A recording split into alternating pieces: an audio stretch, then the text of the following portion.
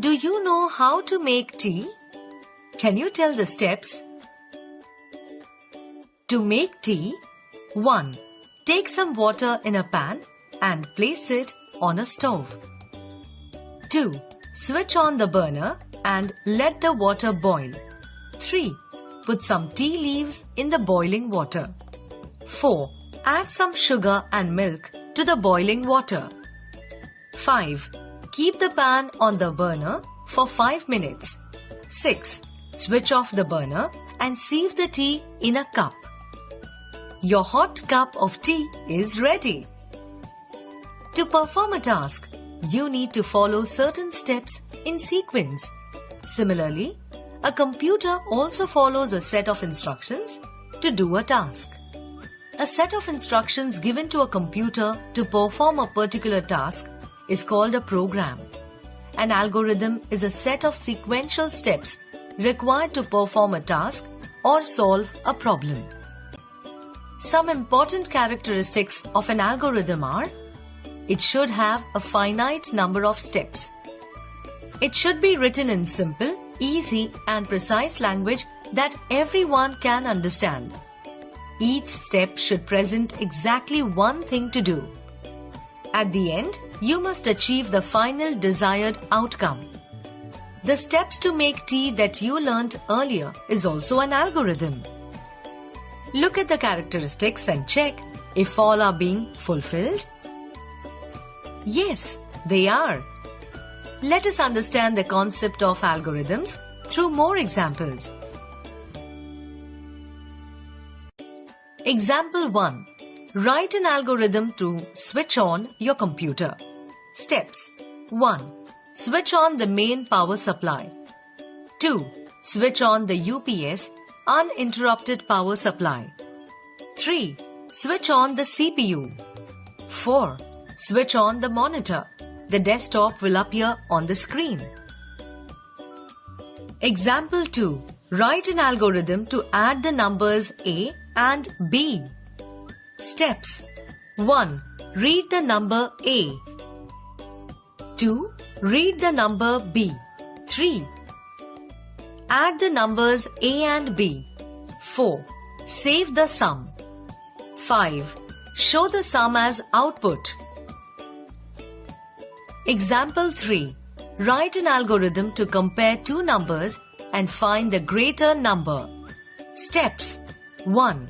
Read the numbers A and B. 2. Check if the number A is equal to number B. If yes, go to step 3. If no, go to step 4. 3. Print both the numbers A and B are equal.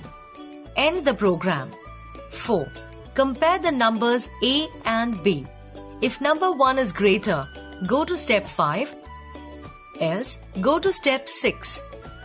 5. Print the number A is greater than number B. End the program. 6. Print the number B is greater than number A. End the program.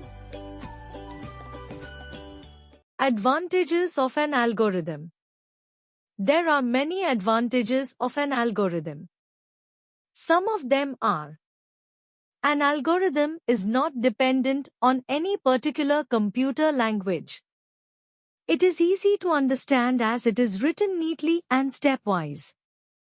Algorithm makes it easier to find and remove errors before converting it to a program.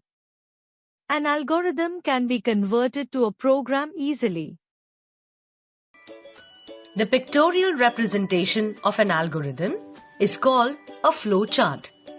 Flowcharts help to understand the logic behind a particular problem. Different shapes are used to make flowcharts. These shapes have different functions.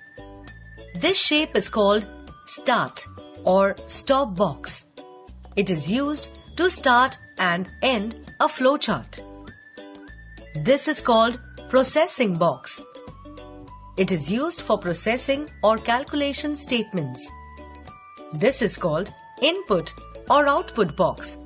It is used to receive input and give output. This is called decision or condition box. It is used to check or apply a condition where the answer is yes or no.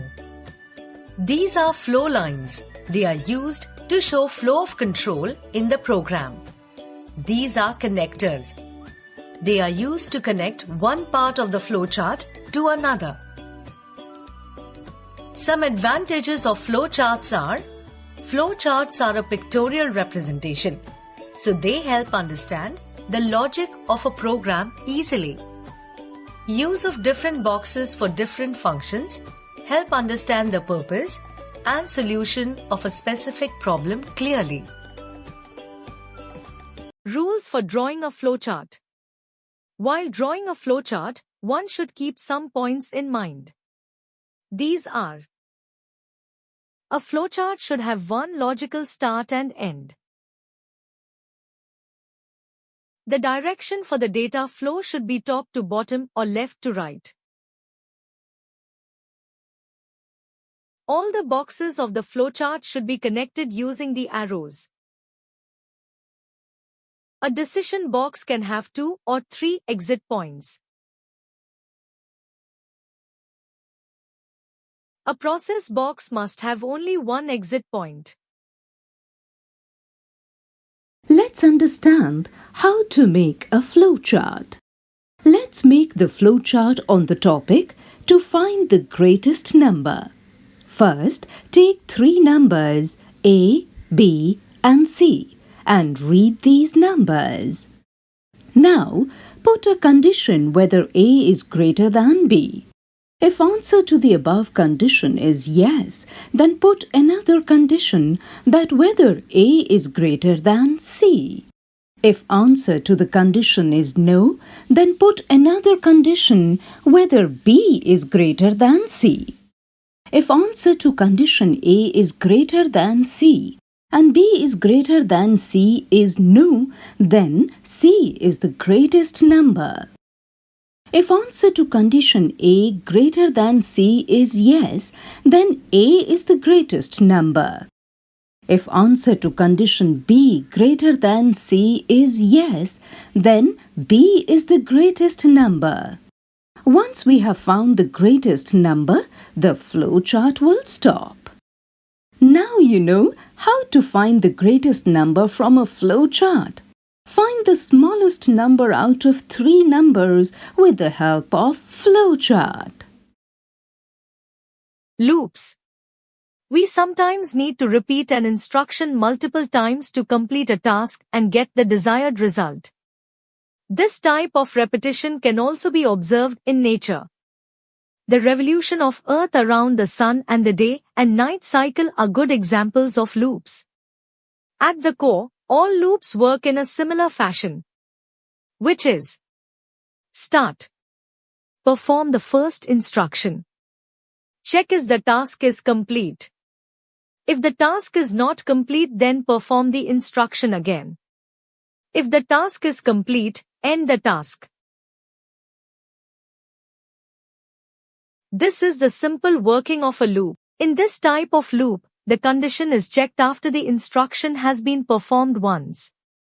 Alternatively, the condition can also be checked before performing the task even once, as shown. Let us take an example to print your name 5 times. Start the task. Set a counter to 0. This is a variable used to keep track of the number of repetitions. Print your name. Increase counter by 1. Check if your name has been printed 5 times. If no, then repeat the instructions. If yes, end the task.